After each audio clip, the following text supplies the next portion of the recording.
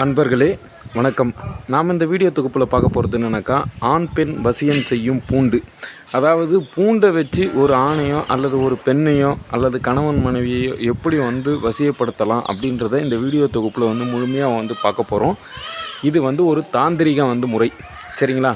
தயவு செஞ்சு வீடியோவை முழுமையாக பாருங்கள். அப்போ தான் நம்ம என்ன சொல்ல வரோன்ற கருத்து உங்களுக்கு புரியும். நீங்களே பண்ணலாம்.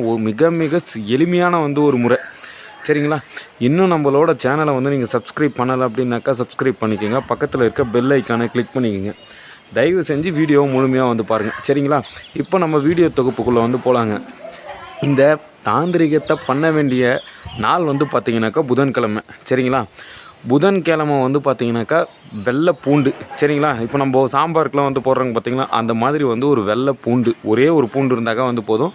நீங்கள் இந்த பூண்டை வீட்டிலேருந்து எடுக்கலாமான்னு கேட்டாக்கா வீட்டிலேருந்து எடுக்கக்கூடாது. சரிங்களா? அந்த புதன்கிழமை போயிட்டு நீங்கள் வாங்கிட்டு அதுக்கு தகுந்த மாதிரி நீங்கள் ஒரே ஒரு பூண்டு மட்டும் எடுத்துக்கங்க. சரிங்களா? இது பண்ணுற டைம் பார்த்திங்கனாக்கா புதன்கிழமை நைட்டு 11 to 12. சரிங்களா? அந்த டைமில் தான் பண்ணணும். அதுக்கு முன்னாடி நீங்கள் பண்ண வேண்டியது பார்த்தீங்கன்னாக்கா குளிச்சு கிழிச்சு சுத்தபத்தமாக இருக்கணும். சரிங்களா? பூண்டு 1. ரெண்டாவது பார்த்தீங்கன்னாக்கா சிகப்பு கலர் துணி, அந்த துணி மேலே வச்சு தான் நீங்கள் இந்த வேலையை நீங்கள் பண்ணணும். சரிங்களா? ரெண்டாவது பார்த்தீங்கன்னாக்கா கருப்பு கலர் நூல் 1, ஊசி 1. நம்ம தையல் தைக்கிறாங்க பார்த்தீங்களா, தையல் மிஷினெல்லாம் தைக்கிறாங்க பார்த்தீங்களா நூல், அந்த நூல் இருந்தாக்கா போதுமானது. நீங்கள் அந்த ஊசியில் கோர்த்துக்கின்னு ஒரு பூண்டாக எடுத்து கோக்கணும். அதாவது ஒரு பூண்டு எடுத்து கோக்கும்போது நான் சொல்கிறத சொல்லணும். இப்போ நீங்கள் யாரையும் வசியம் பண்ணணுமோ, அதாவது ஆண் பெண்ணை வசியம் பண்ணணுமா, இல்லை பெண் ஆணை வசியம் பண்ணணுமா, அவங்களைய நீங்கள் அவங்க பேரை சொல்லிட்டு வசி சுவாகா. இப்போ நீங்கள் யாரை வசியம் பண்ணணுமோ அவங்களோட பேரை சொல்லி சுவாகான்ட்டு ஒரு பூண்டுக்கும் 7 முறை சொல்லணும். சரிங்களா? இப்போ ஒரு பூண்டு கோக்குறீங்க அப்படின்னாக்கா 7 முறை நீங்கள் சொல்லணும். ரெண்டாவது பூண்டு கோக்குறீங்கனாக்கா 7 முறை சொல்லணும். இந்த மாதிரி நீங்கள் 7 பூண்டுக்குமே 7 டைம் சொல்லணும். அந்த 7 டைம் பார்த்தீங்கன்னாக்கா மொத்தம் உங்களுக்கு முடிகிறது பார்த்தீங்கன்னாக்கா 49 டைம் வரும். சரிங்களா?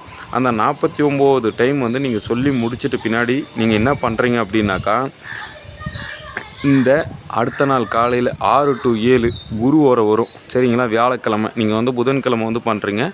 புதன்கிழமை முடிச்சுட்டு பின்னாடி பார்த்தீங்கன்னாக்கா வியாழக்கிழமை குரு ஓரையில் என்ன பண்ணுறீங்க அப்படின்னாக்கா 6 to 7 குரு ஓரம் வரும். அந்த டைமில் நீங்கள் என்ன பண்ணுறீங்க அப்படின்னாக்கா, பக்கத்தில் இருக்கிற எலுமிச்சை பழம் மரத்தில் ஒரு சின்ன ஆணி அடிச்சுட்டு இந்த மாலை மாதிரி நீங்கள் கோக்குறீங்க பார்த்தீங்களா, இந்த 7 பூண்டையும் வச்சுட்டு நூலில் கோத்துட்டீங்க. கோத்து நீங்கள் ஒரு மாலை மாதிரி செய்கிறீங்க.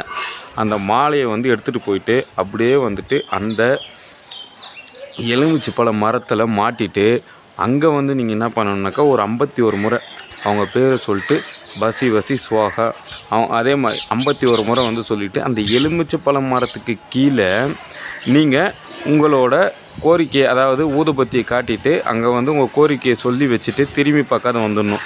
இது பார்த்தீங்கன்னாக்கா வியாழக்கிழமை நீங்கள் போகும்போதும் யாருக்கிட்டேயும் பேசக்கூடாது, வரும்போதும் யாருக்கிட்டேயும் பேசக்கூடாது. சரிங்களா? அதாவது புதன்கிழமை நைட்டும் நீங்கள் குளிச்சுட்டு சுத்தபத்தமாக தான் இந்த வேலையை பண்ணணும். அதாவது வியாழக்கிழமையும் நீங்கள் அந்த எலுமிச்சை பழம் போகிற மரத்துக்கு போகிறதுக்கு முன்னாடி நீங்கள் குளிச்சுட்டு தான் இந்த வேலையை பண்ணணும். சரிங்களா?